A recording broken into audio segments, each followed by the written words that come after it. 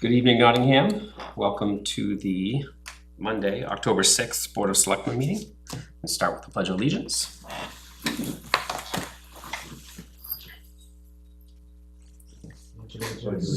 To the flag of the United States of America and to the republic for which it stands, one nation, under God, indivisible, with liberty and justice.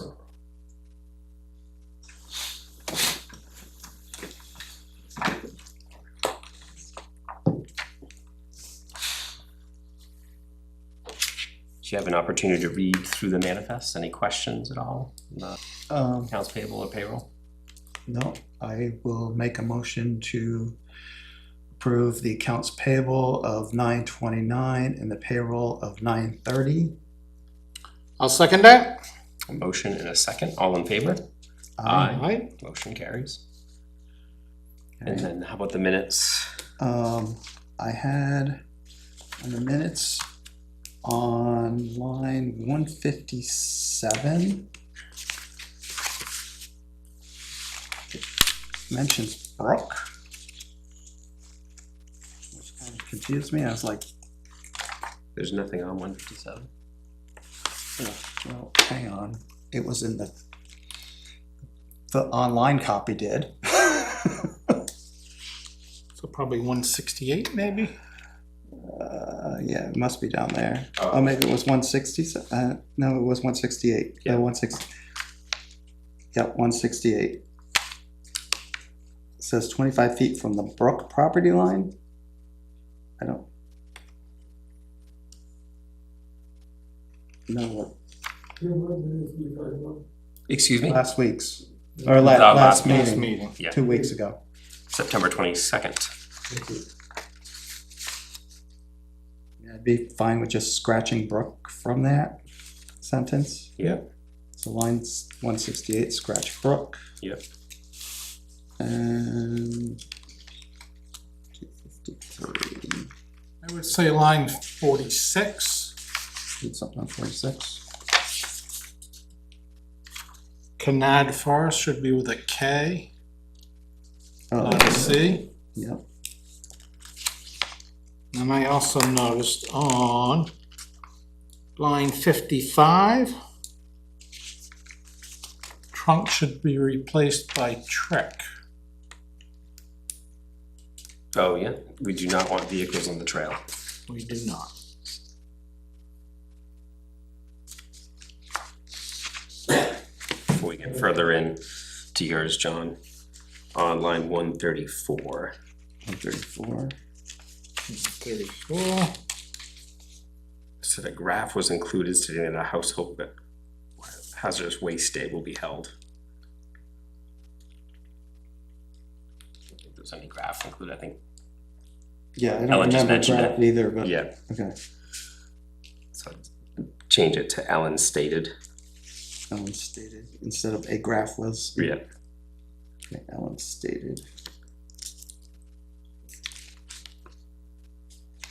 All right, and then 253.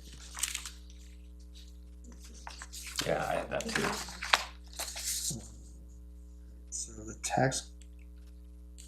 So the tax cap can't be overridden without the 3/5 majority, Correct. right? Yeah. What line you on? 253. 253, 253. 3/5 majority. Yeah. Okay. So, And I would just clarify, the tax cap can't be overridden without the 3/5 majority vote at the election. It was not just not the majority vote. vote, okay. All right, I'll make a motion to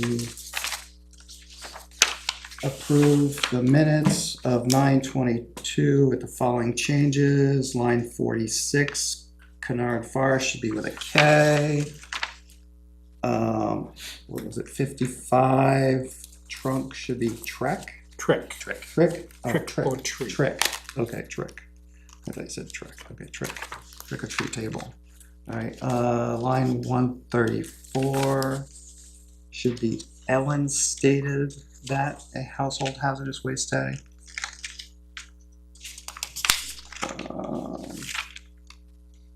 line 168, strike out Brook.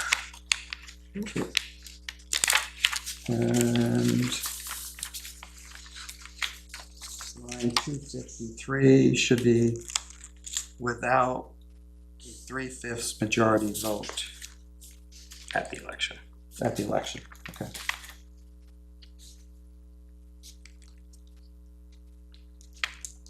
That's, So there's a motion, I'll second. motion and a second, all in favor? Aye. Motion carries. all right, I will make a motion to approve the non-public meeting minutes of 9:22 as written. Second. Motion and a second, all in favor? Aye. Motion carries. Mr. Welch, any updates from, I think everything's status quo on recreation and the recycling center. New man seems to be working out pretty good, so my new hire is working out well. great? So the planning board meeting on 9/24 was canceled. Their next meeting is Wednesday, the 8th. CIP, we met on the 29th and on the 3rd. So that was like Monday and Friday last week with department heads. The CIP is looking and, it's really coming together. Our next meeting is on the 13th. Facilities is meeting next Friday, the 10th, with police department. Or at least I'm pretty sure we're doing that. But there's a little back and forth on that, but Fun confirmed. yeah, okay, good.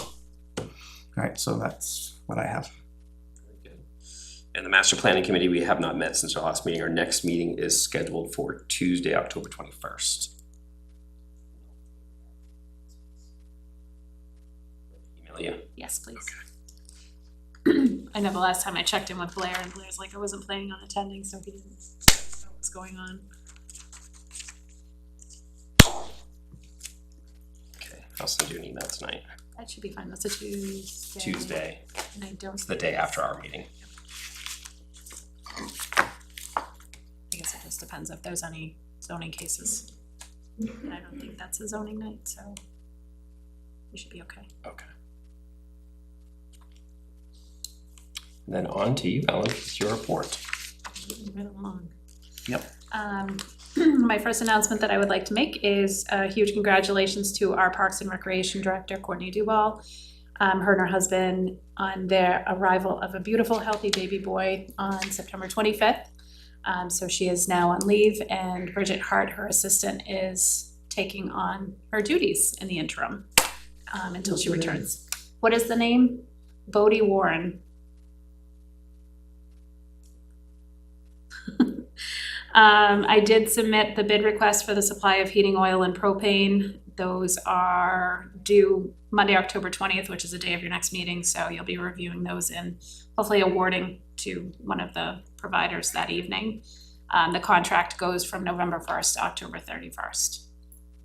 We have actually had some, for propane supply and heating oil for the town buildings. I'm sorry? We don't know. We don't know. They're due Bid October process. 20th. Yes. All the town offices will be closed on Monday, just a reminder in observation of, observance of Columbus Day and Indigenous That's the Peoples Day. 13th, not the 13th, not 14th. Ignore my report, I corrected it. Yeah, because I'm like, we have a meeting on that day, so. Yeah. And then just a reminder that the household hazardous waste collection is going to take place across from the Raymond Public Works facility, October 18th from 8 a.m. to noon. So if anybody has any hazardous waste that they're stockpiling, that is a good time to get rid of it. Only 5 gallons worth though. Yes, yes, there are limitations, so please refer to the website.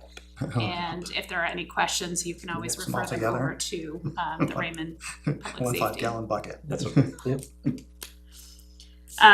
So for action items, Bridget's taking over the application for the Land Water Conservation Fund. Those are for improvements that they have set aside for Marston.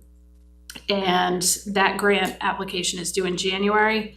the application does require a resolution that a town representative be on the hook for the application, acknowledging that they have the authority. So there is a resolution that I'm recommending that Tim, as the chair of the select board, be. So if one of you would like to make a motion and make it. I will make a motion that Tim Davrio is the financial assistant. Is that what I'm looking for? Start right at the top. Right. On On behalf of the town of Nottingham, is duly authorized to apply for federal pass-through financial assistance from the Land and Water Conservation Fund, LWCF, through the Department of Natural and Cultural Resources, DNCR, and is further authorized to execute and or provide any documents on behalf of this municipality to the DNCR as required for the application necessary to effect the purpose of this resolution. I'll second that. A motion and a second. All in favor? Aye. Aye. Motion carries. The next thing, I don't know, do you want to wait until we go through the budget report to get into? Sure, because I think that's this? gonna help eliminate some of those expenses. Absolutely, so we'll skip over that for right now. And then the deadline for the next community newsletter is this Friday, October 10th. I'm just putting out feelers if you have anything that you want to add to that. I try to do a blurb. I missed the last publication, but just to kind of say what's going on in town. I don't know if you had any. Maybe pictures of the paving, and then some pictures from the community event. Okay. There are a bunch. From National Night Out, is Yeah. that what you're talking? National Night Out, and then also the Harvest Supper. Thing. I know it wasn't a town organized event. No, but it was still a community. Yeah. It's probably in there already, at least the Harvest Supper. Oh yeah, that might be. October 10th for the community newsletter. General correspondence, it's been a light 2 weeks since your last meeting. We did receive the newsletter from the Lamprey River Advisory Committee that was sent by Suzanne Peterson. We received an email from Bill Garnett on October 2nd. He has a nominee for potential town report dedication, which we will not disclose at this time because it's a recommendation and I don't think we're quite at that point, but it is nice to have some thoughts and feelers out there in advance. And we received an email from Charlie Crotman, who is one of the engineers on the dam working at Mendham's, just with updates and pictures, so I forwarded that to you.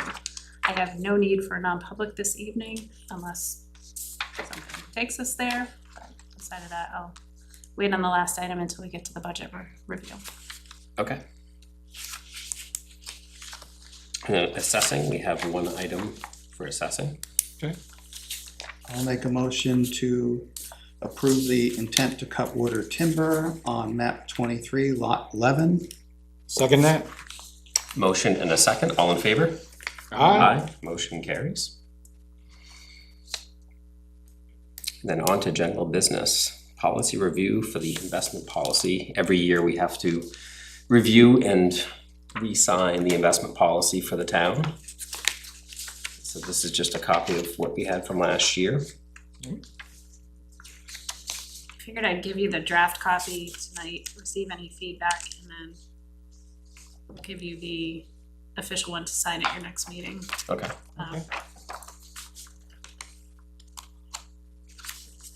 So this is exactly the way we approved it Yeah, last the only year. thing that I've updated on it so far was just the select board members and the date.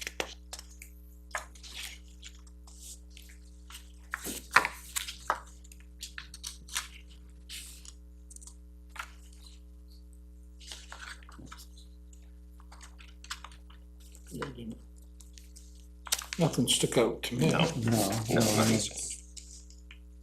but we'll wait till next. We'll sign it at the next meeting, but we yeah. don't have anything. Yeah, it's a pretty boilerplate policy. That's right. I have questions. The first time around. Okay. Then there's a performance bond. Yes, so Mr. DeBerto had submitted a statement of values, I don't know, back in the beginning of the summer, that we had our town engineer CMAs take a review based on the status of the project at that point.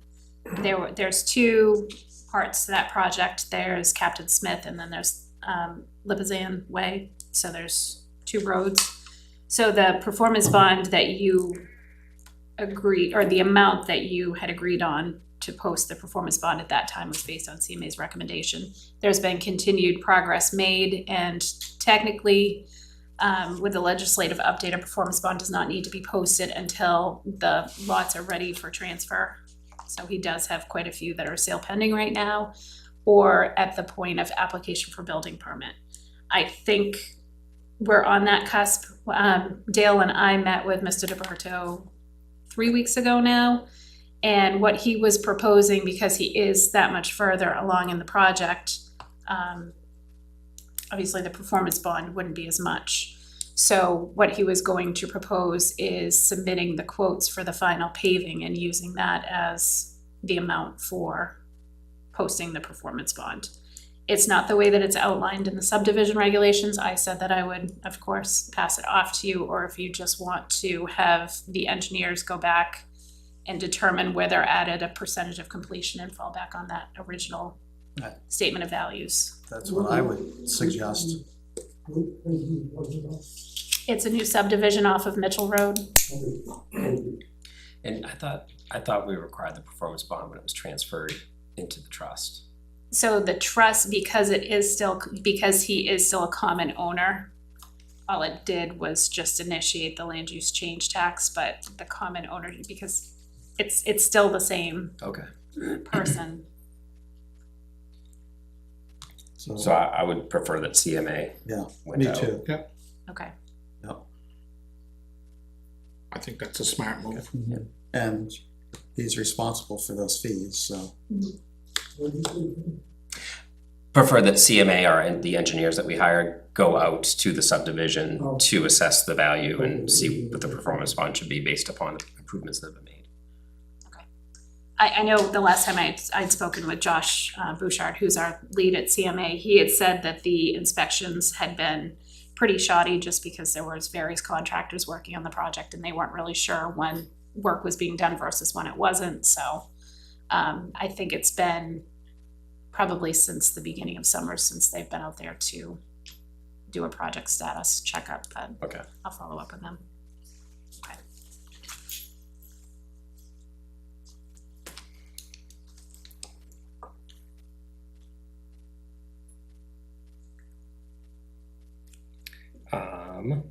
Do we want to start the budget review or?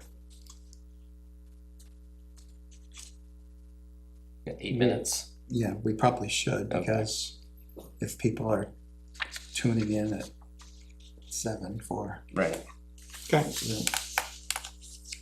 So you want to start with, where do you want to start? Do you want to start with the Just generally, expenditure from the trust fund first, or just go over? I think we can probably just go over, I mean, we're 3/4 of the way through the year right now. I mean, the budget for the most part. Some of the figures are skewed because of reimbursements that either need to be made from capital reserve fund or expendable trust funds. We'll get into that when we get to the government buildings portion, but also when you're looking at the revaluation of property. The reval, obviously we raised the final 20,000 of the 100,000 to make that happen this year in the operating budget, where the remaining 80,000 is sitting in a capital reserve fund. So once that project is wrapped up and we have the final expenditures posted, then I will come to you with a request for withdrawal from the capital reserve to kind of offset that line item. Any line items that you see that has an O/S next to it, that means that there's an offsetting revenue. You'll find it a lot in the planning board and the zoning board. We have to post the expenditures somewhere, but then there's an offsetting revenue on the other side. Right. We don't know what those figures are gonna be, so we kept it at like a minimal amount of like $500, and we've obviously exceeded that on some of the engineering costs. But when we look at the bottom line, we just want to add that back in. Yes. But overall, I mean, most of the departments are in good shape. I always look for that, you know, where are we at in the percentage left of the year? If the 25% or better, they're in good shape, and those that are in better shape offset those that are a little bit less. So I didn't see anything, really alarming until, like I said, you get into the general government buildings. And- Right. Well, even the rec department, there's some in there that are probably coming from rec Right. revolving. Well, no, I think a lot of the overage, so with the transition to their new office space, obviously they had some equipment and office supplies that they weren't quite budgeted for, and then we also added the beach monitor position, and that was not budgeted for, so that was almost $5,000.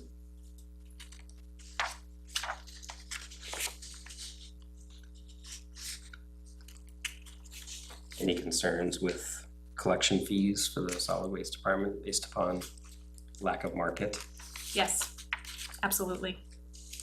The hauling fees are what they are. Our recycling revenue is, there is no recycling revenue right now in plastics, even though we're very good about sorting, separating, and baling.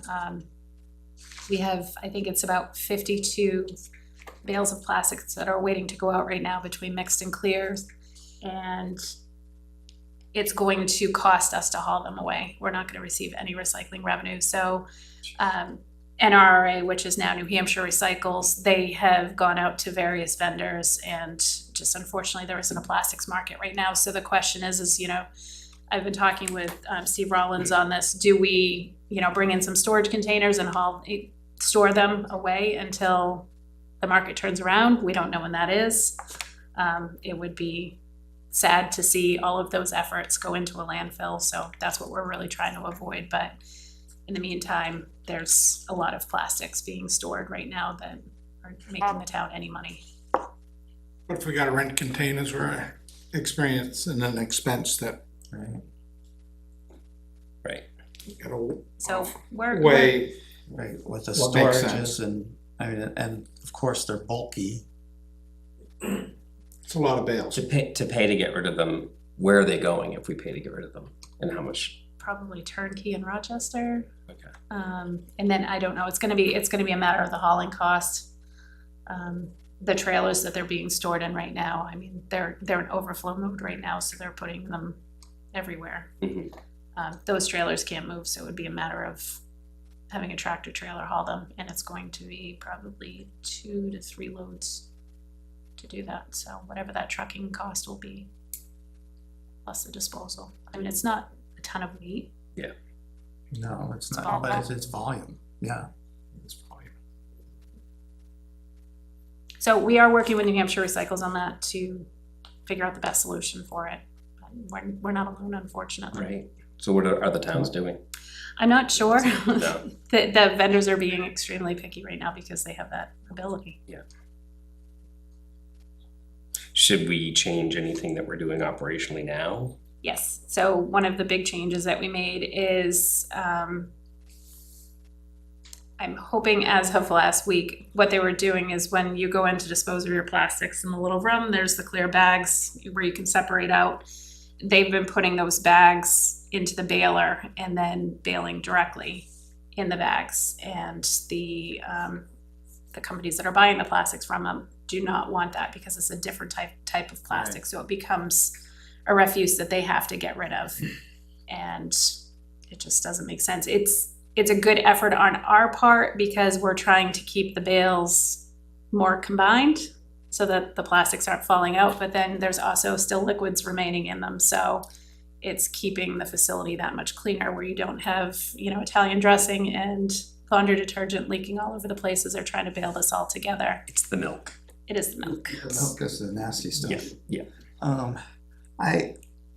So they've been doing this for a couple of years, baling it directly in the bags, but now the vendors are saying absolutely not. So that's the other part of it too, is, you know, do we go through the effort of breaking out all those bales that we've already labored to make up to potentially pay $2,000 to dispose?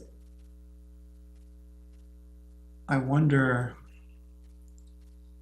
what it would be to investigate, you know, processing the plastics into pellets and selling the pellets. You know, I don't know how much that would cost as an investment, but that's really where the, you know, the recycling money comes from, is after they're processed. But, you know, that's a whole different thing, you know, it's a lot of, you know, a project that would have to be looked at. In a machine. A machine, right, it would be a machine, it would, but, you know. If it was easy, everybody else would be doing it. Well, Right. it's, yeah, And if it was profitable. potentially, yes, but, you know, hey, remember, we were cutting edge on the I know. recycling center. I hear you. It doesn't hurt to look into Right, it it. doesn't hurt to look into it. Maybe cost prohibitive. It may be cost prohibitive, but we don't know unless we look. And Absolutely. with new staff over there running the facility, I think Alan's probably our longest member there. It's probably a good opportunity, and New Hampshire Recycles had suggested it, some of their lead people coming over and just taking a look at the operational Mhm. portion of it and just seeing if they have any recommendations. What can we do better?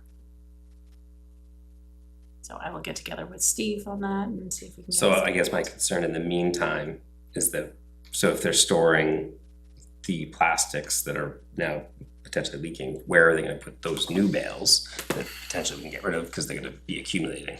well, those should go in the container to be Right. reserved. Right. So they should empty the container, put it inside, and then put, Yeah, when I had talked to Steve about it last week, he was recommending, he had a couple of storage trailers, he just put one in down at the Smoke Street pit. Just to, you know, possibly store them down there in the interim. wow. But we should maybe look into, should we just put them in with the trash? Right, Oh my gosh. right. Right, which kind Hate of, to do that, but if that's what we're gonna that's an end option. up doing anyways. Right, exactly. If it's cost prohibitive to recycle, it maybe makes more sense to just pitch it. Hate to go backwards, but. That's a lot of plastic. Let's exercise It is- all our options before right. we get Yeah, there. But absolutely. If we're Mhm. paying that rate to get rid of it anyway. Well, I think the bulky waste rate would be potentially higher than what it would be to get rid of it other ways. Possible. Yeah. So, I don't know. Yeah, it's $375 per container that gets hauled out, Mhm. and resource waste, whatever their charge would be per the ton. Yep, Alright. it's not good. The last thing that we had, or not the last thing, but I also did receive another permit to bait wildlife on Kennard. We had already approved one on Kennard, but this is for a different property. This is map 5 lot 10. It actually abuts Sophia. And it's, Just, the I think you application, should do it, but the state requirement is that it gets postmarked by today. yes. So I mean, I guess we could vote to approve it, but I don't think it's gonna help them because I don't think. Yeah, if it's gotta be postmarked Right. today, unless they have one of those machines at their house. Right. Yeah, he was under the understanding that from the last approval that I had been granted the authority, and I explained that I hadn't, we were still gonna work through the procedures and that it would have to come before you, so. So we can talk about it after. Yeah. All right, it is 7 PM. Mr. Santos, would you like to come up? We've got Mr. Santos from the Pawtucket Lake Improvement Association to talk about the milfoil problem that continues to plague the lake. I don't have to introduce myself, I already did. Thank you. You'd probably do a better job, maybe give Well, us some like I say, I'm Bill history, Santos, 63 Shore Drive. birth date, social security number, you know. Bank account info.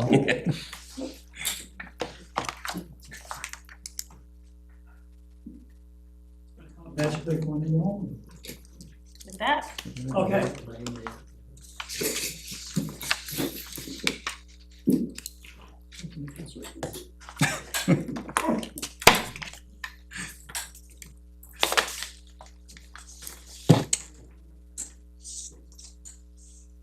What's that?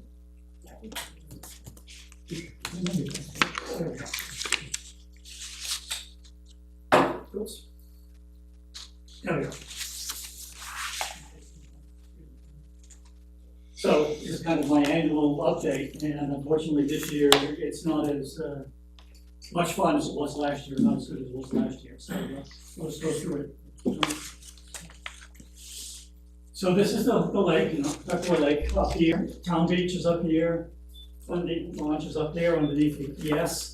Local State Park, Horse Island, a lot of campgrounds.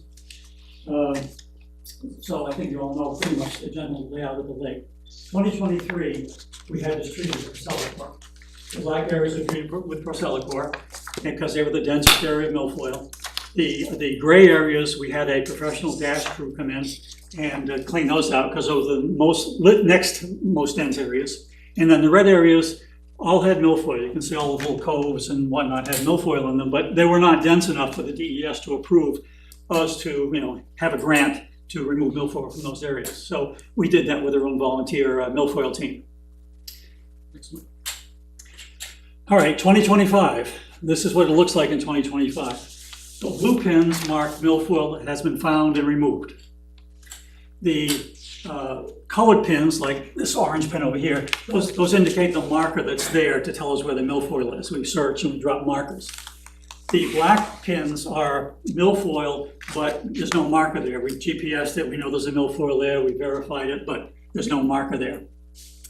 The gray ones, interestingly enough, I asked the DES to come in and do a survey of the lake, which they finished about a week ago.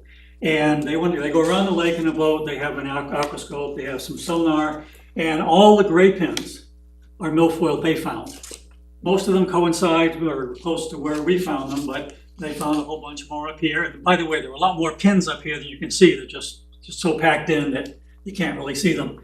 Interesting that down here we had a very big cluster of milfoil that we obviously able to remove because it's mostly blue pins. But this is the big trouble area that I'll be talking about more. And you can see that not only in this area up around the town beach and Drowns Dam, but the milfoil is moving up here, up toward the Fundy public boat launch. And I'll talk about that more as we go along. All right. Okay, so the milfoil not yet removed, everything you see here, that previous chart was everything. This is what's left right now. So we've got some still down at the bottom end of the lake, the southern end of the lake down here. Not too bad. But when we look up here, this is all to be removed. And as I said, it's actually worse than what the pins would indicate. 2022, we had about 450 gallons of milfoil that divers harvested. In 2023, when we had the Procelicor treatment, we hand pulled this much, and this much was, we estimate, removed by Procelicor. If you stack those two bars on top of each other, it comes out to about 700 gallons. This year, we're at a higher number, hope you people can see, we're at a higher number than we had in 2022, but not quite as much as the whole stack in 2023. But you saw the pins in the previous chart. That's all the milfoil yet to go. If we remove all that, it would blow away this number, undoubtedly. So it's getting worse. If you look at the lake, this is a bathymetric map of the lake. Our lake on average is fairly shallow, but in particular, the light blue areas are the shallowest areas. In particular, take a look up here. This whole area, over 300 acres down to, let's say, about here, over 300 acres, 3/8, almost half of the lake, third of the lake, somewhere in that range. Gets deeper here, and it's deep in the middle here. Of course, the shorelines are shallower. Anything less than 12 feet, milfoil can grow in. That's just based on visibility, how much sunlight there is reaching the bottom. So a lot of these areas, milfoil can crop up in, and we have seen it in a lot of the areas down here, and now we're seeing it up here. And this area is not only shallow, it's weedy and it's silty. And I'm going to focus in now on this area up here on the next chart, but you can see all the areas that I've outlined in red here that are shallow enough for milfoil to grow. And as I said, we've had milfoil in all of these areas in past years and in the current year to various degrees. All of this, as I said on the previous chart, is all fertile ground for milfoil to grow and spread. On the next chart, I'm going to focus in on this area up here. And again, public boat launch, town beach up here. And Drowns Dam, which I didn't mark, is right next to the town beach. Okay, this is that area I blocked out on the previous chart. And you can see all the pins, and you can see what we've removed this year. This area alone, relatively small area, almost a quarter of what we removed this year. This and this together, almost half of what we've removed this year. So this is a real super hotspot. I say over here, 0 gallons. We know there's a ton of milfoil in here. I've seen it. We've seen it. And a lot of DES has seen it with all the gray pins. I say 0 gallons because we haven't been able to get there yet. So we haven't touched that area. And in fact, I know that the amount of milfoil is in this area as well. No, they already marked one pin up there, over in this area too. So I will basically say that within a year or two, maybe 3, if we didn't do anything, this thing would be solid red. It would be solid milfoil up here. It is, as I said, shallow. The silt is 1 to 2 feet deep. And the problem, in addition to the amount of milfoil and how fast it grows up there, is that it's very hard for divers to extract in shallow water. Can you imagine you're laying in 2-3 feet of water as a diver, trying to remove milfoil. Your fins are kicking up the silt, your hands are kicking up the silt, the boat that you brought in is kicking up the silt. Very hard to get visibility and see what you're doing. And being in very shallow water makes it really complex. In addition, the milfoil kind of splays out when it's in shallow water, and you can't get into it, get the roots out. When it's standing up vertically, it's much easier to find the roots of the plant. So it makes it doubly difficult. I'll also say that up there, the public boat launch, which is just off the map, is the major traffic channel for boats coming into the lake. That's where almost probably 90% of the transient day use boaters come into the lake. Obviously, there are some come into the state park and use the canoe launch, but this is where all the transient powerboats come. Powerboat, and by the way, it's a very popular, because it's weedy, a very popular fishing area. Tremendous amount of traffic in there. So between the fishermen, I don't want to indict fishermen, it's just a natural consequence of throwing a hook in the water or having a prop up there.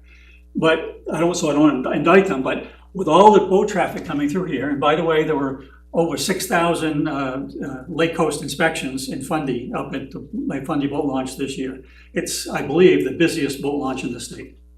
So imagine all these power boats coming through here with the milfoil, fishermen fishing up here. It will fragment the milfoil and it will just spread. Not only is it shallow and silty, perfect conditions for milfoil, but all the boat traffic in there is just going to chop up the milfoil and spread it all out everywhere. So that makes this area it will be a tremendous hotspot, and it is already. So what are we doing about it? Well, our volunteer milfoil team keeps searching and marking and extracting to the limit of our resources. This year we put in over 720 volunteer hours, and that doesn't include the weed watchers on the lake. That's just the milfoil search team and the milfoil extraction team. And this year, because we didn't have enough volunteer resource to get through it all, we did have to hire some professional divers to remove milfoil that was beyond our volunteer resource to do so. And we have a volunteer weed control diver, guy who's sitting right here. Some of you probably know Jamie. He spent hundreds of hours building a dash boat to remove milfoil with more productivity and with less regrowth. And there was a GoFundMe page, and lake residents have contributed to help defray the costs. And if you don't remember, dash boat is a way of, it's a diver-assisted suction harvesting boat. So a diver takes a hose down, the diver still has to hand pull the milfoil from under the water, but instead of bagging it, it goes up the suction tube onto the boat. It reduces the amount of silt, it helps the productivity, and it helps the efficiency of the divers as well. So those are all the things we have been doing and are now doing to help try to keep this under control. So record amount of milfoil removed this year. Water was found in the southern end of the lake, and we didn't have quite enough volunteer resources to remove it. We saw the pins at the southern end of the lake, still milfoil there. And we're 100% occupied largely with the south end of the lake, trying to keep it under control, because that gets a lot of traffic as well. We utilize some paid divers, but this is the big problem I tried to outline. Up in the northern end of the lake, up in Fundy, the whole northern end of the lake is at risk. If you remember that bathymetric map, all the way down for the third of the lake, that's all very much at risk with this milfoil spread up at the northern end of the lake. We don't have the resources to fully survey or remove the milfoil up there. And I believe that without a significant investment in more than our volunteers, either paid divers or Procellacor, the northern end of the lake in 2-3 years, we're just going to be, it's going to be solid, it's going to be a meadow. It's going to be Fundy Meadow rather than Fundy part of the lake. So, in the southern end of the lake, we're gonna continue to use the volunteers, as much volunteers as we have. At the northern end of the lake, we need help. I'm meeting with New Hampshire DES in October to discuss the strategy. What should we do? What do they think we should do based on the survey they just did? What are they going to recommend in terms of where our focus should be, whether they recommend professional divers with Procelicor or perhaps something else. And so it's going to cost money to do that. I've applied for a grant from New Hampshire DES. It was due in mid-September, and we'll have to see how that goes. We don't know. We won't know until early next year. I'm here, obviously, with the thought that we will need some help from the town with their invasive species fund, looking for some help there for funding.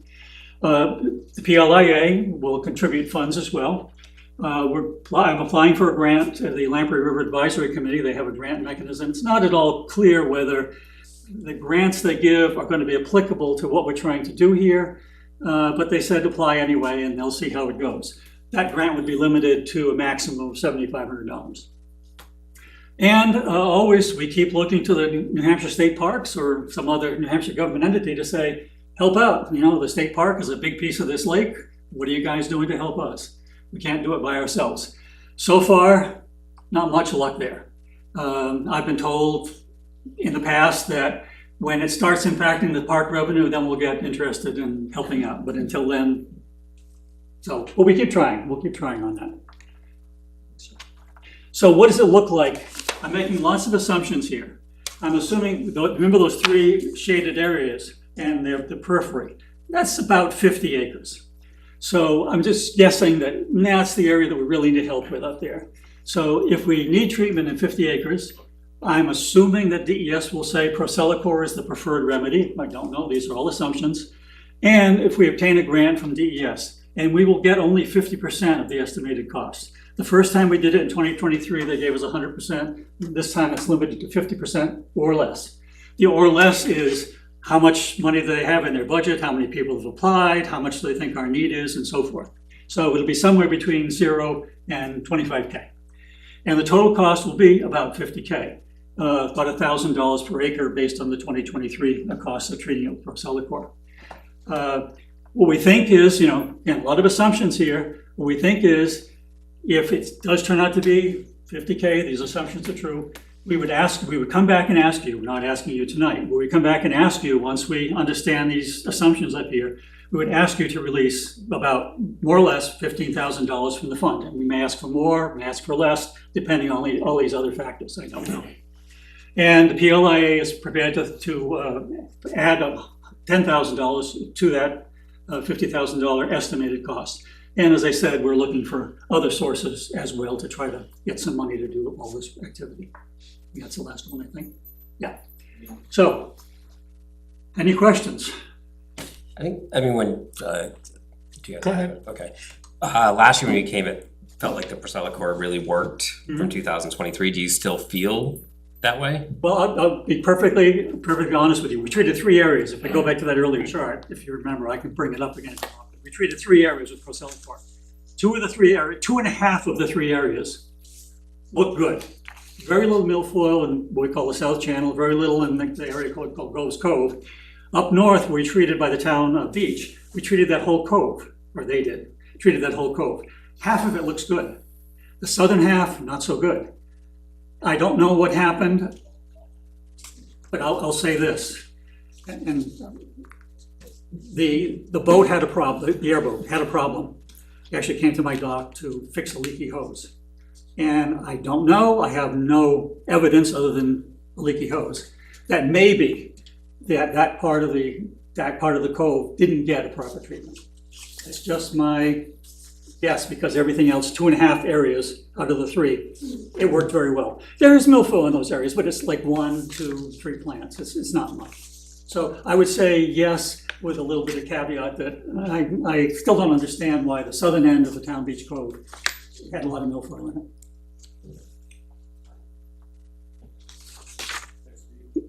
State your name, sir. Oh, sorry, John Warren. Do you think that your total cost might be a little less? I know it's a presumption right now, but you were saying 300 acres is the shallowest part of the lake, this is the fundy area. You talk about 2 to 3 years of maximum growth time, and that area could be really infested. I don't think 50 acres is gonna be enough area covered to make a difference. Well, it's gonna be up to the DES they have to decide what's okay and what they'll give us a permit for. Right now, I think 50 acres is okay. If we don't do anything next year, Oh, anyway, It's- something, I'm just saying. it's gonna be a lot bigger. We know that if you, like, here's a perfect example. We did the town beach area. Now look at your map. Yeah, Where's all the milfoil? Might not be right there, but it's all around that whole area. So, I mean, it seems though, I'm not gonna say it was proactive, definitely, that was a huge area, definitely proactive to take care of it. But we might be looking at a bigger scale. it's possible. It is possible, yeah. Well, it'd rather be more alarming than to be unalarming, Sure. when the situation is what you're showing today, Yeah. from your charts and all the amount of milfoil growth that has continued to grow and everything like that, you know, I think we as a town and residents of the lake might need to be a little, be thinking even more money that might come out in order to back that. Because if it takes us 2 to 3 years to get to the permit, get them funded and get it done, to get the facility for, we're Oh, gonna yeah. have a lot of mess up back there. I am hoping that we can treat, in my opinion, we should treat in 2026. So I don't think we should be waiting 2 or 3 years. Oh, yeah, I'm just. It'd be nice if they could move that boat launch to a deeper part of the lake to avoid that problem, but Little milfoil cheat Good. for you guys. good luck with that. It's illegal, Tom. Yeah, it's very popular. I know. Anything else? Yeah, question. The aquatic herbicide. Can you state your name, please? I'm sorry. Dan Davis, 139. Thank you. The Purcell core, Yes. we know that's effective. But will it be effective Wanna touch that? as a aquatic herbicide if you continue to use that? Invasive species develops at some point. It's been approved since 2019 in New Hampshire. So far, there's no evidence of a immunity, if you will, or resistance to Procellica. You know, genetics of plants change over time, you know, it's possible, but it has not shown any indication so far. Will the state continue to fund application past what they've already funded? Yes, it will, yeah. And how about the larger problem, which is the amount of phosphorus that's going into the Yeah, I know, lake, that's- especially on the north side, which is feeding those plants? Yes. Which also is creating algae, some of it toxic, some of it not toxic. I was out there in August and there was so much algae in the north side of the lake that I paddled out to the center to swim. It wasn't toxic algae, Mhm. but I didn't want to swim in it. Yeah.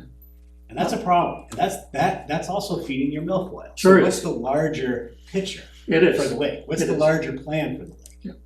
It is, and we are working on the phosphorus issue. The milfoil issue is a big issue. Invasives are a big issue.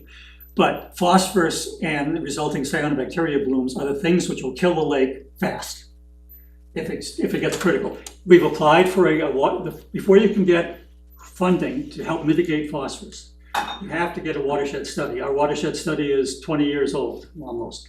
We've applied for a grant, which we'll know this month. We're supposed to find out whether we get the grant for doing a watershed study. Once we have that study, then we can apply for money to mitigate the phosphorus issue, which is largely runoff. You know, it's streams, it's tributaries, it's, you know, people doing their lawns, it's septic systems, it's all that stuff that runs off into the lake. And that is potentially a problem which will kill the lake even faster. That's right. Yeah. And it's feeding your milfoil. Yeah, well, it is, absolutely, yep. Anything else?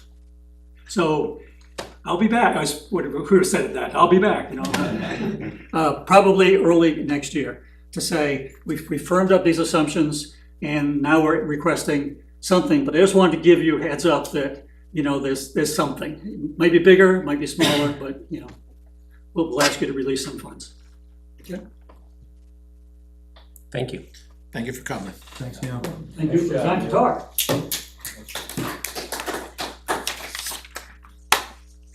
Do we have a number in our budget right now for what we have, in the, $79,000, just over that. In the invasive, I'll give you the actual dollar amount. This is at the end of the second quarter. $76,948.18. A question, could that fund also be used for other things, or is it really focused on invasive species? It's invasive species in the water. So to readjust funds for, say, phosphorus control or something would not be. I mean, my understanding is the way the fund was set up was just for invasive species Right. in the water. Hi, my name is Jamie Burley. I'm 85 Raymond Road, Nottingham. I'm also one of the extraction divers, but I'm also a professional diver. I'm seeing a lot of growth through the whole state. But I've had people asking about the drawdown that the dams are gonna do. A lot of people thinking, oh, that will solve our problem. It will not. Milfoil can sit on dry land for 4 years. They've tried it. And then they put water in, boom, it pops right back up. So when you guys are all discussing about releasing funds, what's gonna come up, people's gonna be like, well, you're gonna do a drawdown. Won't that solve the problem? The answer to that is no. Would it? Can you harvest it? I was just gonna say, would it be easier to You treat can't it? identify it, it falls into the silt. So Gotcha. come November, we won't even be able to see it. And come April, it's the only thing green in the lake. So it's a small window where you can grab it. We're going tomorrow actually to do another volunteer extraction. And so it's getting harder to see because it starts hibernating this time of year, and all the bladderwort and other plants down below turn brown and land on it, and then it falls into the silt. Your silt is this deep in some spots. Because when I go to reach for the roots, I actually have to go into the silt ball to find it. It comes out like a basketball, so. I've actually left milfoil in the lake in areas where it would be dry in the winter and looked for it when the lake was gone down. Can't So hard find to it. find, because as Jamie said, everything falls on top of it. It's not as green anymore. And you can't treat it when it's, Oh, you can't treat it. No, you have to dig it out. right. But Jamie, does milfoil reseed, or does it have to be cut to seed? What it does is it spreads 3 ways. It'll get to the surface and it will flower and it'll drop seeds. Okay. Its primary is it actually will self-detach. Okay. You'll see white growths, which are roots on it. Right. The plant will become brittle and it'll float in 6 different directions. The other way is a boat, of course, doing the same thing, but it likes to fall over like a slinky, and then it roots, and then this one grows up, slinky, and it just goes out. So getting to the heart of the plant, you actually have to find the main root ball. And you have to be certified to do it. You can't just have a bunch of people run out and do it, because you can spread it faster. And what I've seen over in that shallow area, and again, like Neil, I don't want to blame the fishermen because part of the lake is to go fishing. But what's happening is with the amount of traffic is you'll see them cut the top of one of those plants off and you'll get 25 frags that will float away. It'll get sediment, it'll drop to the bottom, and within 3 weeks, you've got new plants on the bottom. So. Scary. Has the town ever submitted a letter to the state requesting assistance? Not that I'm aware of. I'm just wondering if once you get the numbers together, if that's something we should try to put together with some of the statistics that you mentioned as far as the boaters that are coming into a state launch Yeah. and how much traffic is coming from the state park. No, we keep trying to get state help. Tom can probably talk to that better. I can just speak to it really quickly. So we have been talking recently with our representatives. We're kind of lining up our support for this. Anytime you go for a grant, they like to see a lot of people, a lot of stakeholders involved, a lot of emphasis for it. So, so far, our representatives are receptive. Because we haven't made an application for letters of support, we haven't done that, but we're prepared to do that and do it pretty as thoroughly as we can, because we have found, just like when we had a hearing, was it 2 years ago? About the state park, when they got all those ARPA funds and they wanted to put in new campgrounds, while their septic systems were completely failed. You know, if you get enough people involved and make enough awareness, we should get that support. So they've been the state park has been very cooperative with us, let us in there, we can inspect boats as they come in, right at the gate, right at the entry gate. Personally, I think they're happy that they didn't get the extra campground because they have the same staff. Staff was not in provision in those in Right. those ARPA grants. So, I think that if we're effective in getting some kind of a grant, we will be able to pull all the resources together. And everybody should contribute. You know, it's everybody's issue, it's everybody's lake. It's just a beautiful resource. We really hate to see it from our point of view. From Jamie's point of view, we get down there and you're going through the forest of Norfolk. We have a handle on that side. Thank you. Any other questions? Okay. Nope. Thanks for coming in. Oh, Can I bring something up? sure. Excellent. My name is Therese Thompson. I lived in Nottingham almost 20 years, twice on the lake. And I printed out today from the DES website how many rivers in New Hampshire are infected with invasive aquatic plants, and most of them are milfoil. I serve now for the Lamprey River Advisory. Twice I've served for the town of Nottingham. Now I'm in Reagan, apartment. I'm serving on the Lamprey River Advisory Committee. I'm so glad to see Jan here. Davis from Nottingham.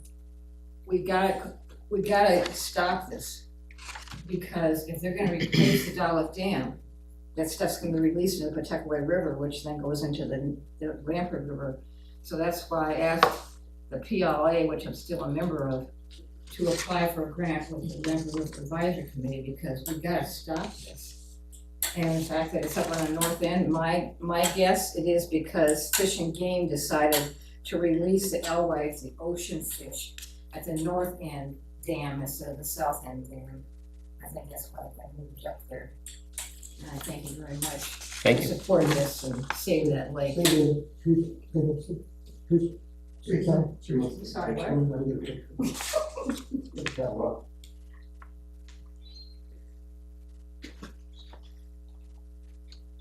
If I win the lottery, I'll be moving back to Pawtucket Lake. Nice. You can send Steve a bill to use your likeness if you'd like to. All right.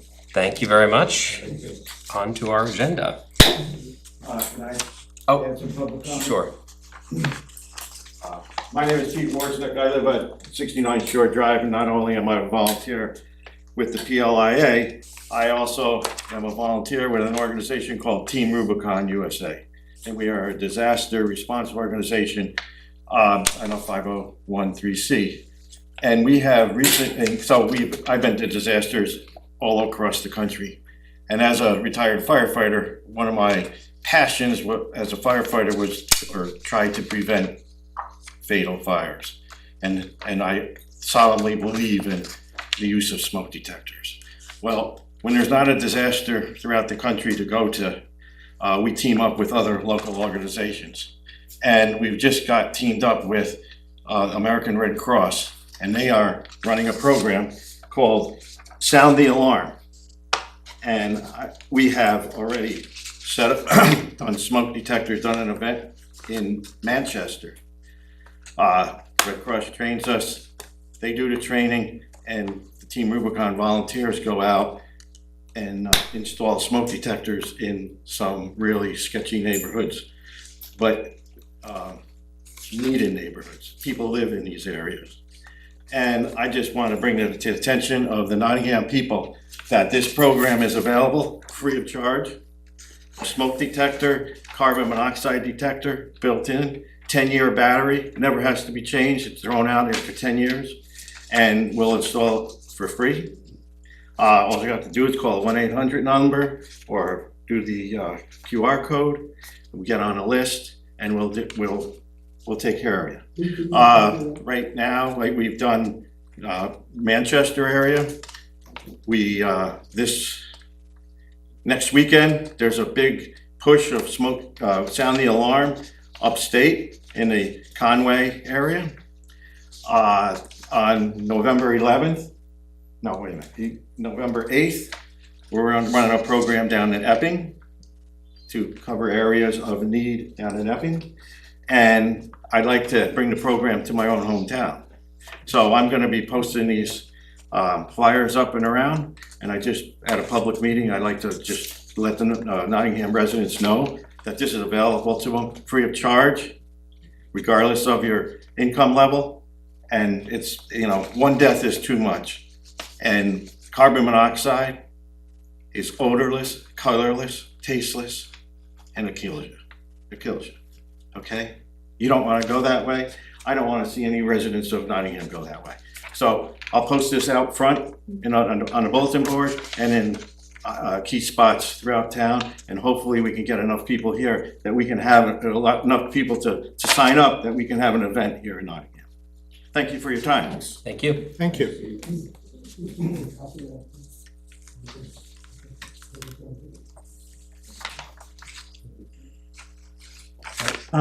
If you haven't signed it, if you're gonna leave, please make sure you sign it in before you go. Thanks. So on to the Q3 budget review. Okay, back, yeah. Back to the numbers. So I guess you won't be at our next meeting.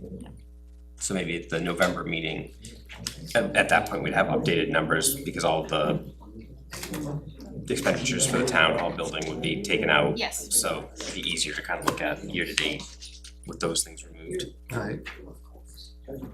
Going away for a minute, Tim, till the room quiets down. Yep. Might be hard for people at home. These speakers are phenomenal. They are, they're awesome. Yeah. The microphone. Thank you. Thank you. Thank you. For the Thank you. viewers at home, that's the only variable is I found that when we have a presenter at the table standing, they're almost at a different level. I think they're meant to be down here, so Okay. I'm just hoping that Channel 22 was able to hear Neil's presentation okay. Are we broadcasting that? Yeah, we're on TV, so Okay. Nice. that was good. Okay. It was a good save.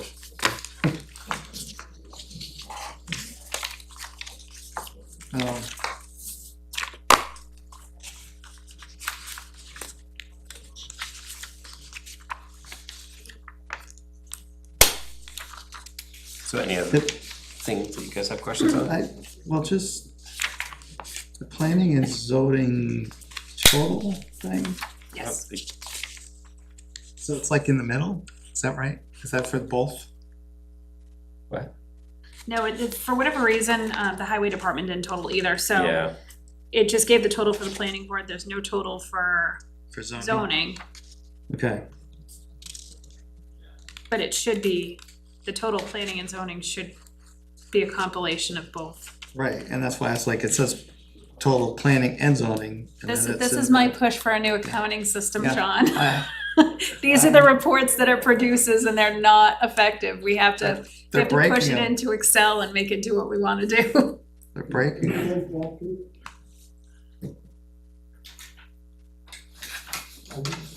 That's what they do on purpose, they break it, so you have to upgrade. Yes. But you can see it's just taking the same numbers from here. Yeah, yeah. Yep. Yes.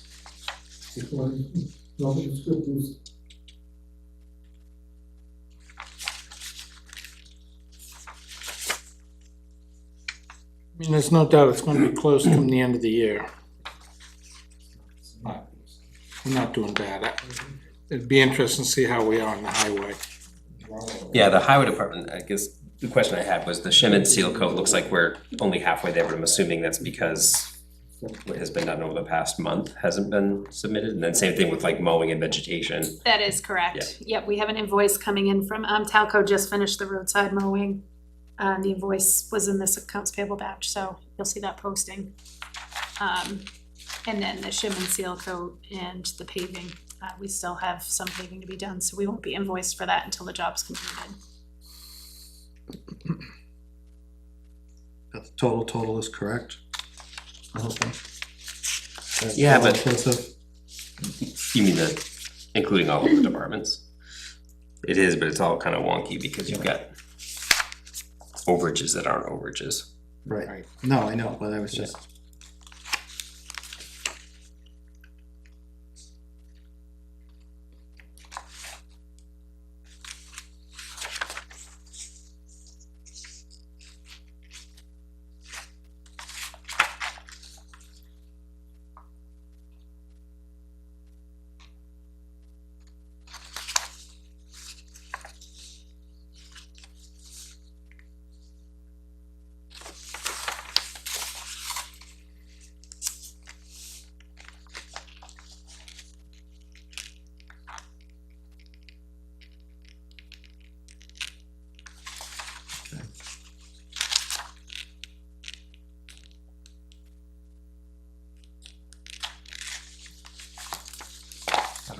questions. If you wanna, So what we'll do is we'll transfer, now that the, we're already underway for updating the budget worksheet for 26, we'll plug these figures into that budget worksheet. It'll be a little bit easier to see, Right. and I'll forward that off to you. Okay. So given that, do we need a motion to withdraw money from the expendable Yes. trust fund? So what I've done, what I was doing last year is I was trying to go through the expenditures on a quarterly basis, but we've had so many sporadic ones and ongoing things that I've just pulled them all together for the 3 quarters. I can't find my paper now. Presentation mode.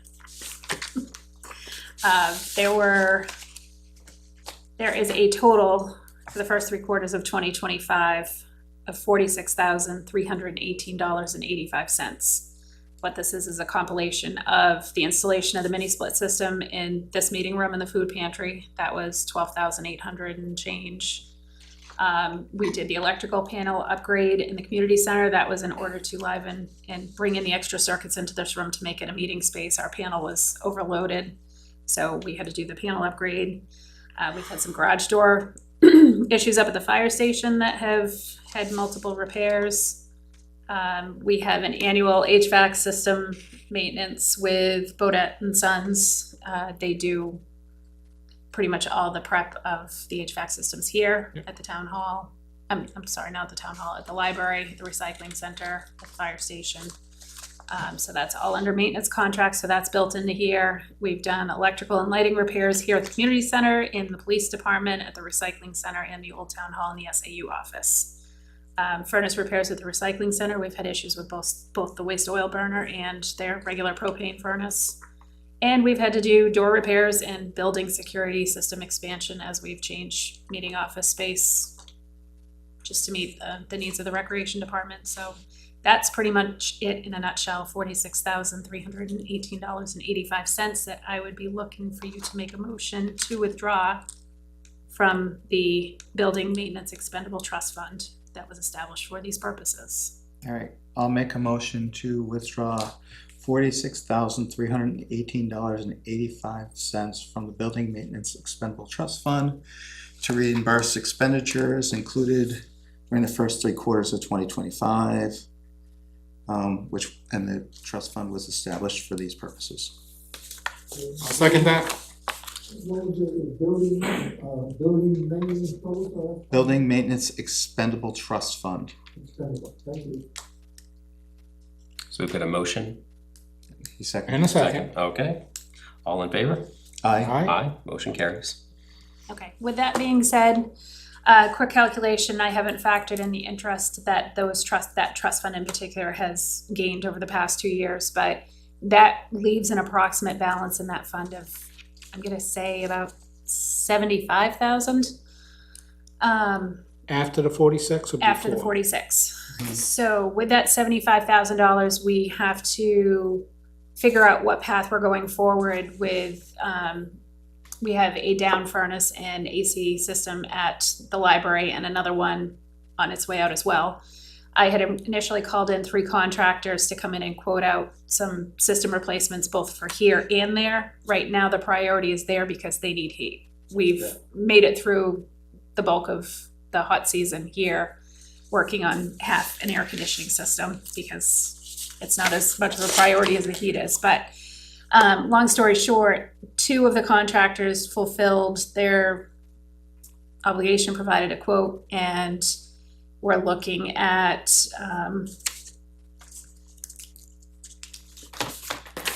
a lot more than we have the authority to do without doing an RFP. If we were to do the 2 identical furnaces at the library, replace them both at the same time,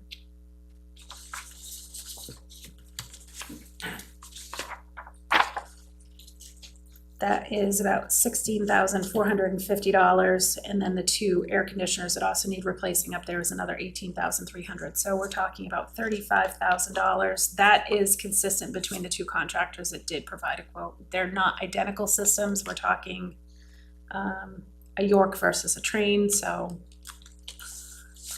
Again, they're not apples to apples comparison, because I had these contractors come in and say, okay, we have this system that's down, what would you replace it with, just to give us a starting figure. So if we have to go out for RFP, we're looking at circulation time and potentially doing furnace replacement when they're going to be in their peak busy season, so. I just need to know if this would be, I think this is an excellent resource, because I don't know where else we're gonna pull the money from, but we need to make sure that the library has heat. So the report from the end of the second quarter says it's $194,217.33 in that. Because there is still money that is due back to the town from 2024 expenditures that hasn't been transferred over. Okay. That's a huge amount of money. A huge amount of money.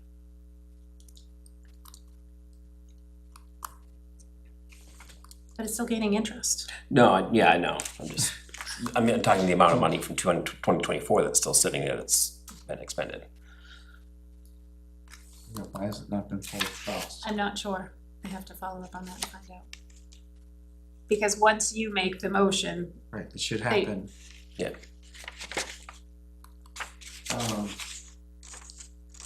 What was their quote for the replacement for this? for here,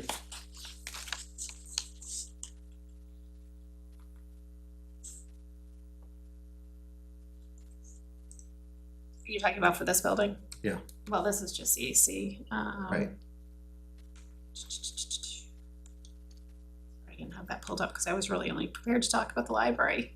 No. I thought they were all coming in together. They're two separate quotes though. Right. They're separated by building.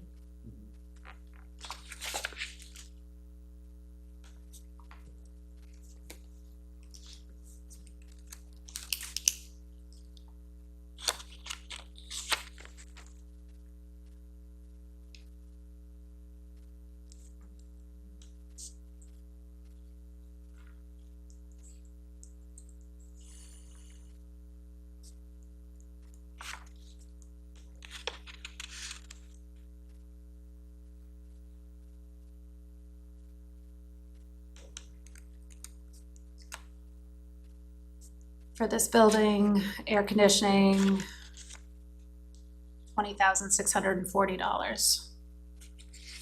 Because it's a bigger unit. Well, there's multiple units. There's one that serves the recreation in the town office. That's one unit in the DMV or the town clerk's office. And then there's one in the police department.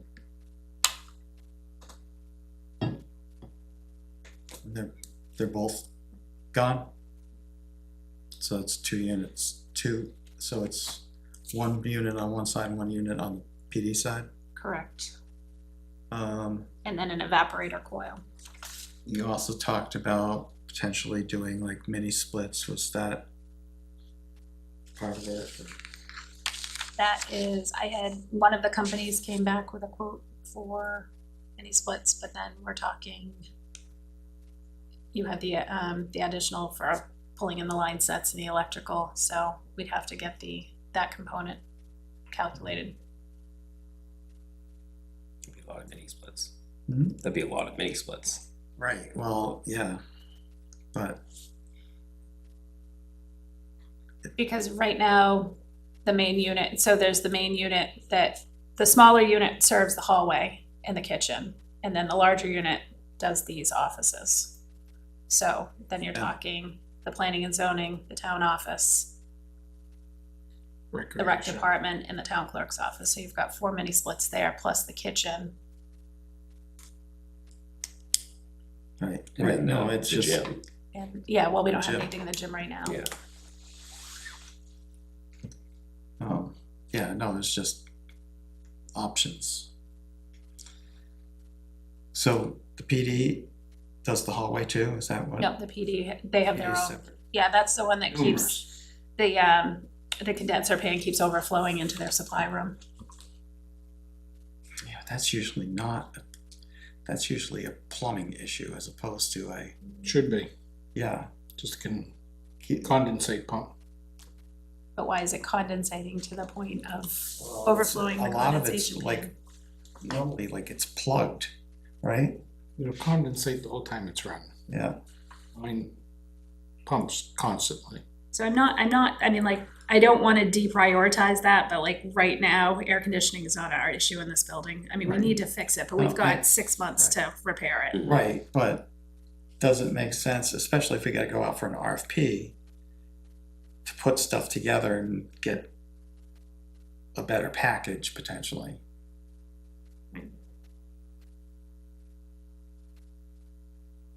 You mean to ask them to quote the AC as well? Right.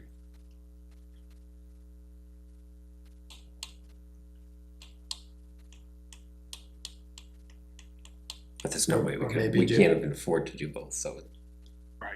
Well. Take care of We're the gonna have to library. keep it in mind for adding more potential funds to the expendable trust fund Right, by warrant article. Right. right. I mean, there's, And that could be used for updating the AC next year. well, there's enough, After there's enough elections. in there right now to pay for the whole thing, right? But that's Well, for the library and then between the library and the town, so that's, that would pretty much bring it down to like $15,000. yeah, exactly, Yeah. right, but there's enough money to fund it Right. all. But what happens if you get another emergency? Right. Right, Doesn't make sense to deplete it. Personal feeling. So are you asking if we would like an RFP then for the projects? Yeah. Would probably So make sense. the only other option that we have is if I go off of the two quotes that I have, we just do the one furnace that's down at the library right now. We take care of that and then hope the other one gets through until whenever and deal with that when it comes up. So that would be less than required for the RFP. Cause that furnace replacement is, you know, it's either $8,000 or $8,225 for one. And I Then I would do And the and then one. put the rest out for RFP. just, yeah. Let's get that one taken care of. Yep. That way they're gonna have heat. or part of it will have heat. The other one's still running. The other one is still running. It's still running, so, So they'll It's have just, to it's the compare. same exact age and it's in the same condition as the other one that, and it could last. Right. Who knows? They don't, yeah. So. Yeah, let's do the one, I'm good with that. So okay. that- All right, I will get that scheduled and I will update the facilities committee because I'm not sure if that's under, has that been under your discussion? You've only had one meeting. No, it was on CIP's discussion, not Okay. facilities, because we haven't talked about that yet. Yep. Okay, so I will, work with them about drafting RFP for the rest of it and see if we can pull something together.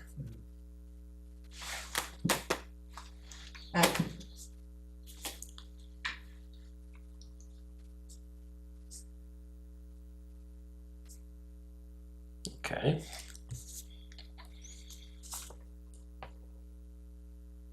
Did we come to a resolution on the baiting?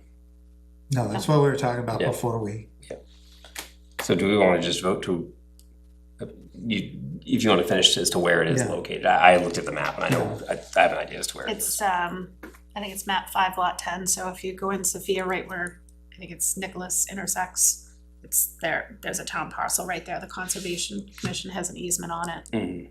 and it is our parcel. It's landlocked, it is our parcel, I did verify that. And he provided a map with the GPS coordinates, so. All right, so you need a motion to approve the, what was it? Permit to bait wildlife, Oh, it's on that page, on the agenda page. I was looking in the town report, the administrative report. All right, I make a motion to allow, or to provide the, permit to bait wildlife on map 5, lot 10. So I move. Get a motion. Second.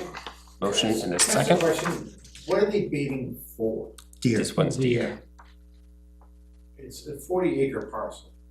Yeah. And there's all the residential homes on Sophie Way that borderline this piece of property. We're This, not, the state is the one, I mean, we just approved the bait permit, and then he has to take that application and send it to the state, and the state gives the final approval as far as making sure that it's located in a safe spot and. A lot of wetlands in that corner area and everything like that, so it's just questioning. Again, I don't think it's going to make a difference because the deadline was, it has to be postmarked today, so I don't, unfortunately, I don't think it. Yeah. I'm just saying, it's not like it's No, 500 acre conservation area that's there, it's only 40 acres. What would you approve? Excuse me, Steve? What have you approved? Well, we haven't approved anything yet because we haven't voted, Yeah, but. because you we're in approve, discussion. What happens? Approval for baiting, for deer. Baiting, Yeah, baiting, for deer baiting permit. and what, and if you bait deer, what happens? Well, you bring them to that location and then you Oh, okay. can have your Thanksgiving meal. You can Well, they have venison, not. Yeah, harvest, so we can harvest the deer. Oh. You attract them to an area, Steve, and then you kind of track when they're there and then, but there's a whole set of guidelines. There's a lot of Who's- guidelines, it's Who's all, eligible for it's it? all controlled by the state. yeah, And we the just, state goes and as, visits those spots. As a As- landowner. as the landowner, we have to allow Just that. ask me about it, just, So it would- you know, it's something I don't recall ever seeing in a long time. If you Yeah. come It is a down. very new process amongst many towns. Right, no, I just haven't seen it here. That I know, so. Yeah, well, we only did, It was August, we did First that one. first one, yeah. right, it was Prepare. like, yeah. So, this is a, so the deer are attracted, and then people are all allowed to hunt there? Well, Only with a special permit, I believe, and you have to be probably handicapped. Hence why they're allowing them to bait. Isn't it? I don't think so. I don't, No? Definitely not for the don't bear. No, that, I don't think that has anything to do with Okay. it. yeah, No, it's just a process that hunters Yeah, can it's- use Right, to, bear's a whole different issue. right. yeah, I'm not sure what that process is, I know that Fish and Game's gonna look at it and, and you just wonder on 40 acres in an area that's residential like that, which is near our commercial district, the fact that baiting deer. And because we're right here publicly talking about where it's going on lot 5, right, map 10, or Right. map 10, lot 5. right. Everybody can go, everybody and their brother It's can town go, yep, land, so there is no it's, right, you can walk on town land, mm-hmm, you don't yep, have to get permission from anybody. nope, Hopefully we don't see an accident, it's a small parcel with somebody doing something like that, mm-hmm, whoever's asking for the permit. Right. You're responsible. wear your hunter's orange and be safe, people. Any other discussion? No, okay. Motion in a second? Reminds me of years ago, John. Motion in a second, all in favor? Aye. Thank you. And then I do think we need to develop more succinct policies that we can grant Ellen the ability to grant those permits in the future potentially, so that way they're. They're being circulated on my municipal manager's feed, so we're not the only town that's being faced with these requests. Okay. So there are other towns that are creating procedures, so we'll just not reinvent the wheel and Copy let paste. them, exactly. What else do we have? We do, which is not on the agenda that I was going to bring up, there is a response to a complaint that was filed in April that the code and zoning enforcement officer has issued a cease and desist draft. It's been reviewed by legal. Legal has presented it back to us. According to the town zoning ordinance, you are the enforcement authority for the town zoning ordinance, while he is our code administrator. So if you wish to move forward with a cease and desist action for business operations that are not permitted, then I would request a motion to sign the cease and desist order. Appoint one of you to be the signer of it. So I will open that for discussion. Well, what is this for? It's a complaint about a business operation on a property that's not permitted.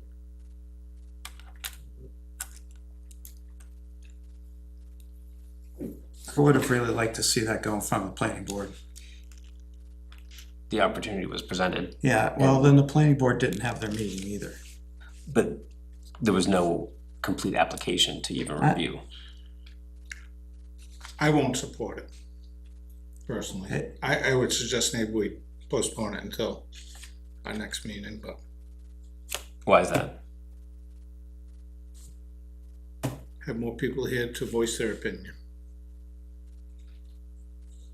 And I feel like it's dragged on since April. Yeah, I know it's dragged on since April, and I am a bit disappointed that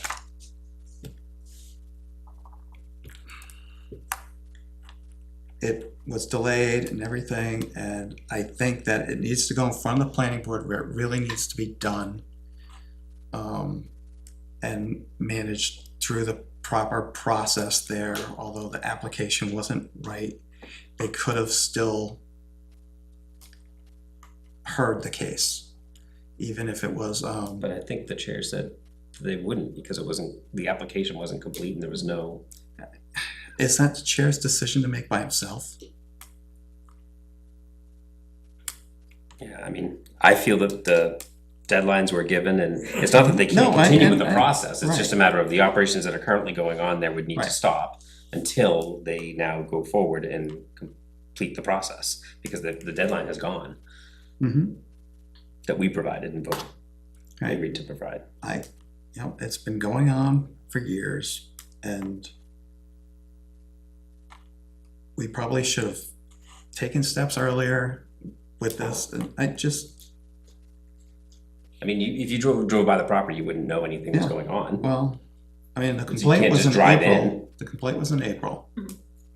It took forever to get to this point before it even was told to them that they even need to file for the permit for the planning board. I just think it was like a whole bunch of missteps. And, I don't think us doing a cease and desist, I think that's just another misstep that we should just get them in front of the planning board. But if they won't submit an application, No, I mean, so they have. I disagree. The application's in, The right? application, well, the The partial application application was, is. the been submitted. application deadline was September 15th because the land use coordinator wasn't in the office until 16th. We deferred the deadline to the 16th to when he was in the office to accept it. The application incomplete didn't come into the office until the 18th. Yeah, So it missed the deadline for both the October 6th and October, the 20th meetings, because that was the deadline to meet those agendas. So at this point, I don't know that it's moving forward. I think it was initially queued on the October 20th agenda for a conceptual discussion, but then a conceptual application was not filled out. yeah, and that's, the instructions were I had extremely requested they clear. at least get the site plan review application in, even if it was incomplete without a survey and the fees, until we could figure out the path forward, but. Right. Again, the planning board hasn't met, so you meet this week, this week, Wednesday. so. Maybe as select board rep, that's something that you bring up at the planning board level and try to get them in. Mhm. Yeah. They need to get in. That's my thought. This is like public talk, this is just, I just have a question about. Do you wanna make a comment, John? Well, do I have permission to speak, Mr. Chair? Yeah. Okay, thank you, it's what John wanted. Is the reason why you think it should go to planning because the fact that they're going to be trying to get an application for a job site, like to have a proper, To Because- get the proper, business use, Residential property. right, resident, yeah, that's why they need to go in front of the planning board. They need to apply for that business use permit. I make a bet right now that's gonna be kicked to zoning? I'm just saying, what you just mentioned that you've been kicking it down the road for 4 months. The process you're going right now, you're kicking it for 6 more months down the road or 5 more months? Just to let you know. Because when you sit there, the planning's gonna have their say, then if they're gonna kick it back for some reason, 'cause it's not in the ordinance, it's gonna hit zoning meets once a month, it's gonna kick there, whether they deliberate on the situation, or can they make the decision for it, depending whether it's clear today, whether they're gonna ask for counsel, because this hasn't happened that often, and because we're talking about a family in town that's well-known, that's around, I'm sure legal's gonna get involved. I don't think it's gonna go away. Okay, my problem as the public is, I have no idea what you're talking about. Precisely. It is there was a complaint filed against a residential property in town that has 2 businesses that are operating from it without a home occupation approval. For both, there's a home For both. occup, There is not, there's no home occupation, there's approval for storage of vehicles related to a business, but it's not actually a home occupation approval. So now it's clearing up whether or not it's an official zoning violation, which our zoning officer has determined that it is, and whether or not they should cease operations until they're able to have a site plan review that would give them approval to operate. Correct. Okay. And the zoning has said it's not kosher? Yes. Not that what's going on isn't, it's just that the business, there should be some sort of proper application for a business to operate from that location. And then the statute for business, if you do it, you have to apply. Right, you have to apply to have a business. Okay. The building inspector noticed that this wasn't in compliance, that's why it's kicking it here. And this actually, I don't think it's actually been in front of the actual zoning board. Right. It hasn't got to that position yet, but to get to this level, you can got kicked by Dale to here. Okay. Welcome to the internal work. Okay. I'll let you guys talk. So again, I'm of the opinion that we've talked about this in non-public, we've given the opportunity. Ellen was very clear on the phone, she was very clear in a letter about what the next steps were. We agreed upon what was in the letter when it was sent at that point in time. I don't know what has changed, but. Yeah, I'm basically sticking to what I said, that they need to go in front of the planning board. I said that all along. Right. And But I don't know how we can get them to the planning right, board if there's no application made. yeah, So this forces the issue that we've been trying to get them to complete. you know, we've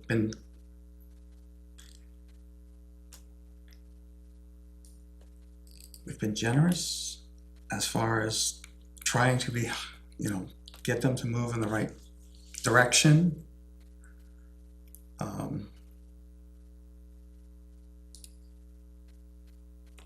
Yeah, I don't know what else to do. I mean, that's why I want to talk to the planning board about it.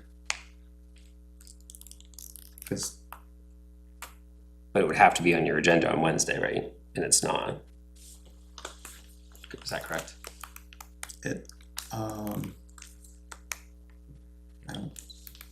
No, it is not on our agenda. Yeah, there's no hearings on Wednesday, so I think There's no Nick just posts the agenda tomorrow. Yeah, so there's nothing that I was aware of but it should be on our agenda. Did you get a legal opinion? You can go to non-public with the legal opinion if you want to know what to say. Talk about it then, third thing. We've already been there. We did that last meeting. Yeah. Thank you.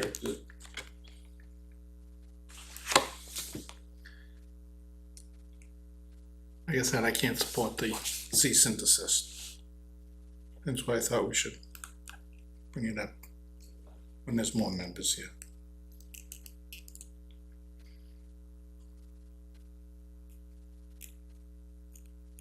It's tough when you only have a quorum. Yeah.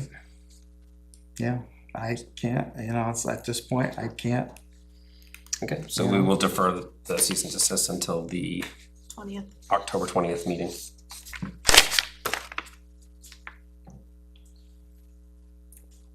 You have fun with these like people?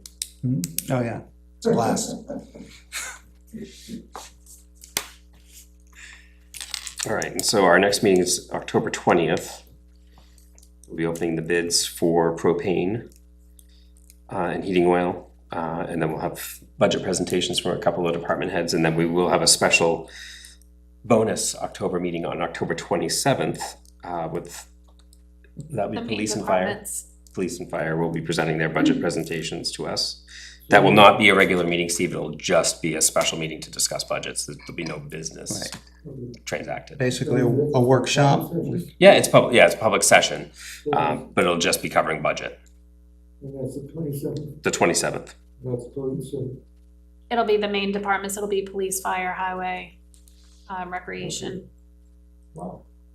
Isn't it fun to get into busing season? Not.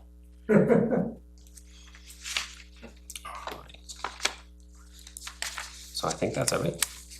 I think so. Any public comment? That's not already been made?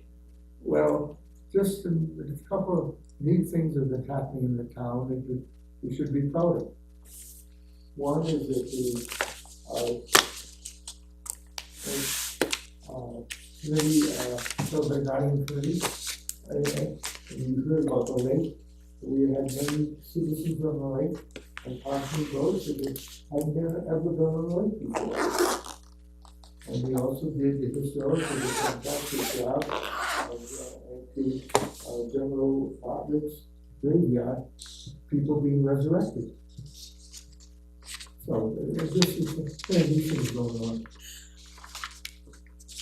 Thank you, Steve.